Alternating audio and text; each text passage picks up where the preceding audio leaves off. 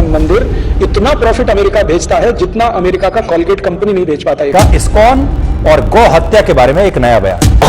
दुष्ट संस्था इस्कॉन की सबसे बड़े जो यहाँ देश के दुग्गेबाज हैं वो है ISKCON. BJP MP Gandhi accused ISKCON of running a scam. BJP MP Menaka Gandhi on ISKCON, the religious society, has sent a 100 crore rupee defamation notice to east India company की तरह इस्कॉन है हिंदुओं को लूटने वाली विदेशी संस्था का दूसरा नाम।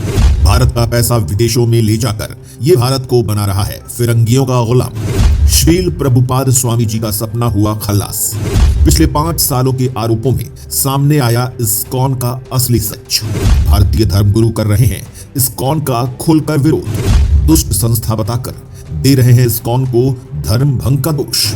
दुनिया भर के हिंदू बताते हैं खुद को इस्कॉन डिवोटी, लेकिन इस्कॉन के अंग्रेज नहीं मानते खुद को हिंदू। दोस्तों, ये हमारी तथाकथित बातें नहीं है, न ही कोई कोरी कल्पना या भड़काऊ दलीलें हैं।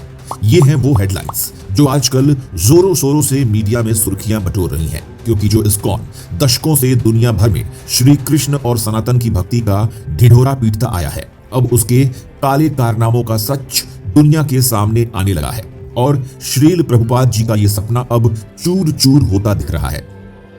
तो अब हम बताने वाले हैं कुछ ऐसी रोंगटे खड़े कर देने वाले सच जो आपके दिमाग की परतें हिला देंगे। तो अगर आप कमजोर दिल के हैं तो वीडियो को पूरा बिल्कुल मत देखिएगा। बाकी अगर आप सच से रूबरू होना चाहते हैं तो ये वीडियो सिर्फ और सिर्फ आपके लिए है। तो चलिए शुरू करते हैं इस्कॉन की भक्ति के नकाब के पीछे की काली सच्चाई का सच। इस्कॉन के जो डिवोटी सड़कों पर ढोलक की थाप देते हुए हरे कृष्ण की धूम पर थिरकते नजर आते हैं, इनके मासूम चेहरों के पीछे छुपा है हत्या, चोरी, डकैती, बलात्कार, ड्रग ट्रैफिकिंग, बच्चों का शोषण और गन कल्चर को अंजाम देने वाले घिनौने अपराधी। और ये केवल कोई बिना सिर पैर की दलीलों वाला इल्जाम नहीं है, बल्कि इस्कॉन ने इन आरोपों को स्वीकार भी किया है। वहीं राजीव दीक्षित जैसे भारत के देशभक्तों ने तो इस्कॉन को भारत को लूटने वाली विदेशी संस्था करार दिया है। इनका कहना है कि ये विदेशी अपने इनकम के लिए भारत में इस्कॉन नाम की संस्थाएं खोलते हैं और बिना इनकम टैक्स दिए ये भारत का पैसा बेधड़क तरीके से लूटने में लगे हुए हैं। इस्कॉन नाम की एक अमेरिकन संस्था भारत में काम करती है, उसने कृष्ण भगवान के मंदिर खोले हुए हैं और वो मंदिर उनके कमाई के सबसे बड़े सोर्स हैं, क्योंकि इन मंदिरों पर इनकम टैक्स भी नहीं है। साथ ही इन्होंने ये भी कहा कि बेंगलोर के इस्कॉन मंदिर का एनुअल टर्नओवर विदेशी कंपनी कोलगेट के सालाना टर्नओवर से कहीं ज्यादा है। लेकिन इस्कॉन तो इन सभी आरोपों को खारिज कर देता है। तो अब सच्चाई क्या है? क्या 1 मिलियन मेंबर्स वाली 600 सेंटर्स को चलाने वाली ये संस्था वाकई में जैसी दिखती है वैसी है भी या नहीं? अब आम सी बात है कि जिस संस्था की स्थापना श्रील प्रभुपाद जी ने 8 से 10 ऐसे युवाओं के साथ मिलकर की थी जो डांस, म्यूजिक और ड्रग्स लेकर गली गली में आवारा घूमते रहते थे और नाचते गाते रहते थे बिल्कुल बेवड़ों की तरह, तो संस्था की जड़ें कितनी ही गहरी होंगी। वैसे देखा जाए तो इस्कॉन की संस्था वाले भी सनातन का चोला पहनकर सड़कों पर नाचते गाते हैं। बस फर्क इतना है कि वो ड्रग्स की जगह श्रील प्रभुपाद जी का बनाया गया प्रसादम खाकर ये सब काम करते हैं।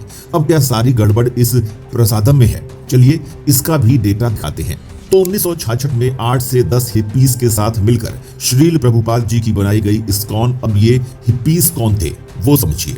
1952 के बाद अमेरिका में हुए युद्ध और महामारियों के बाद इतनी लाशों के ढेर लग गए कि वहां की यूथ ने एक नया आंदोलन चलाया जिसे हिप्पी मूवमेंट बताया गया। और ये यूथ केवल डांस, म्यूजिक और ड्रग्स पर फोकस करते थे और यही थे हिप्पीज, जिन्हें श्रील प्रभुपाद जी ने भगवा चोला, जनेऊ और तिलक और हिंदू नामों की सौगात दी। और एलसीडी और मारिजुआना ड्रग्स के नशे में सड़कों पर घूमने वाले ये नशेड़ी बन गए कृष्ण डिवोटी। इसके बाद शुरू हुआ असली खेल।